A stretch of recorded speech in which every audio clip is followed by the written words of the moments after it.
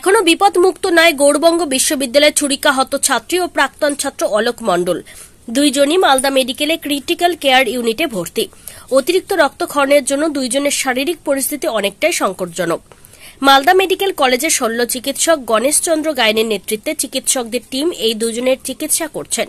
অস্ত্রোপচার সাফল্য হয়েছে বটে, তবে দুজনের স্মরণালী গভীর ক্ষত হয়েছে।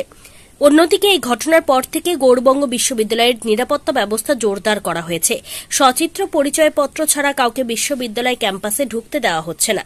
ঘটনার পর থেকে বিশ্ববিদ্যালয়ের ছাত্রছাত্রী ও কর্মীদের মধ্যে একটা আতঙ্কের পরিবেশ আছে।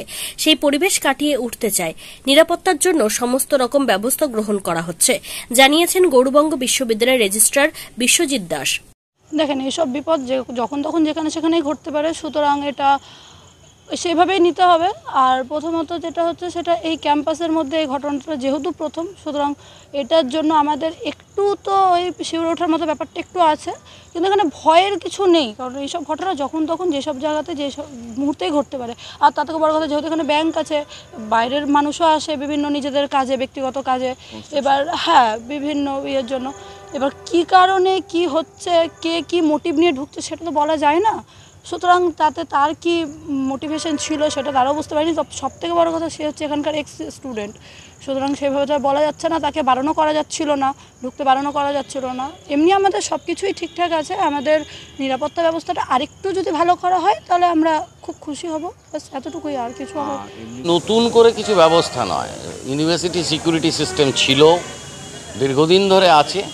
প্রাইভেট এজেন্সি সিকিউরিটিটার দেখভাল করে, আমাদের সিকিউরিটি অফিসারও আছেন, তিনিও দেখভাল করেন গোটা বিষয়টা। কালকে যে অনভিপ্রেত ঘটনাটা ঘটেছে তার মেজার্স হিসেবে আমরা নিজেরাই ব্যক্তিগত উদ্যোগে সিকিউরিটি সিস্টেম আগে তো চেক আমরা করতামই, এখন আমি নিজে এসে দাঁড়িয়েছি, আমার স্টাফরা এসছেন। কালকের এই ঘটনা আমাদেরকে যথেষ্ট ব্যথিত করেছে। আমরা চাই না এরকম ঘটনা ঘটুক। দেখুন, নিরাপত্তার গাফিলতি বলতে আমাদের সেই অর্থে গাফিলতি নেই। বিষয়টা হচ্ছে যে ওখানে যখন আমাদের গেট দিয়ে ঢোকার ব্যাপার থাকে, প্রত্যেকের গলায় আইডি কার্ড ঝোলানোরই ব্যবস্থা আছে এবং আমাদের সিকিউরিটি অফিসার সেই ব্যবস্থা অনেকদিন আগেই করেছে। কিন্তু যেটা করতে করতে একটা মানুষের মানবিক সম্পর্ক চেনা পরিচিতি হয়ে যায়, তখন আর হয়তো আইডি কার্ডটা দেখে না। অনেক ছাত্রছাত্রী অনেক সময় ছুটোছুটি করে এখন পরীক্ষাও চলছে, গলায় ঝোলাতে ভুলে যায়। আর পড়াশোনার জায়গাটা তো একটা কি বলবো, মানে খেলাধুলা করার জায়গা, এখানে তো মেন্টাল স্ট্রেস রিলিফের জায়গা বলেই ধরা হয়। তো সেখানে এরকমভাবে চাপ সৃষ্টি করে না। তো সুতরাং 1 নম্বর। আর 2 নম্বর হচ্ছে সিসিটিভি। আপনি হয়তো পরক্ষণেই বলবেন প্রতিটা জায়গায় আছে, কিন্তু সিসিটিভির আপনি জানেন একটা অ্যাঙ্গেল থাকে। ওরা নিশ্চয়ই 360 ডিগ্রি অ্যাঙ্গেল কখনই ওটা কভার করতে পারে না, একটা নির্দিষ্ট অ্যাঙ্গেলে দেখে। তো সেইটাতেই হয়তো সেই সুযোগটা নিয়েছে। যে ছাত্রটি যদি দেখেন সে হচ্ছে একজন ফিজিক্সের স্টুডেন্ট, অবশ্যই আমি মনে করি সে ফিজিক্সটা জানে। যে ছাত্রী সেও হচ্ছে একজন ম্যাথের স্টুডেন্ট, সেও এইসব জিওমেট্রিগুলো ভালোই জানেন। হোয়াট ইজ সিসিটিভি সেটাও জানেন, হয়তো সেরকম জায়গা খুঁজে নিয়েছে। সেই জন্য এখানে নিরাপত্তা কোথাও অসুবিধা হয়েছে আমি অন্তত মনে করছি না। পড়ুয়াদের উদ্দেশ্যে একটাই বলা যে আমার তো মনে হয় এটা একটা অনেকগুলো ঘটনা, তার মধ্যে হয়তো এটা একটা দুর্ঘটনা। প্রচুর ঘটনা ঘটবে, আসা যাওয়া চলবে। যেটা আমাদের কাছে থাকবে যে ওদেরকে বলা, যে আমি অন্তত যেটা আমার কাছে বারবার মনে হয়েছে, ওদেরকে বলেছি কেউ একা একা ঘুরবে না। বিশ্ববিদ্যালয়ে সবসময় একটা ক্লাবিং করে ঘোরার চেষ্টা করবে। যদি কাউকে না পাও তাহলে অন্তত সিকিউরিটি অফিসারকেও বলবে যে আমি এখন সিঁড়ি দিয়ে উঠছি বা ওই রকম একটা জায়গায় যাচ্ছি, একটু অ্যালার্ট করে দেবে। আর আমাদের দুজনেরই অপারেশন হয়ে রিপেয়ারিং হয়েছে। যে গলায় চোট ছিল সেই চোটগুলিকে ট্রিটমেন্ট করা হয়েছে দুজনকে, এবং দুজনে এখন ক্রিটিক্যাল কেয়ারে ভর্তি আছে।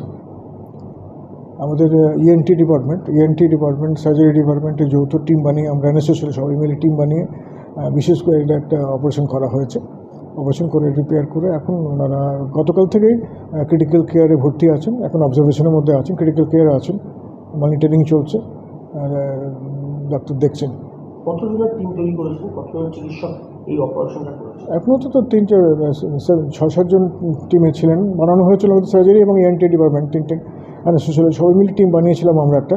তারা সবাই এখন ক্রিটিক্যাল কেয়ারে ভর্তি আছেন, ক্রিটিক্যাল কেয়ারে এমওরা দেখছেন, ডিপার্টমেন্ট দেখছেন, তারা রেগুলার দেখছেন, এখনও ওই টিমটাই মনিটরিং করছেন।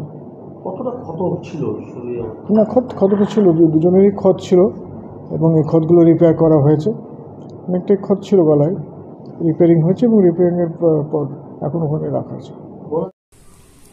Bureau report, news for Bengal. This channel does not promote or encourage any illegal activities. All contents provided by this channel is meant for educational purpose only.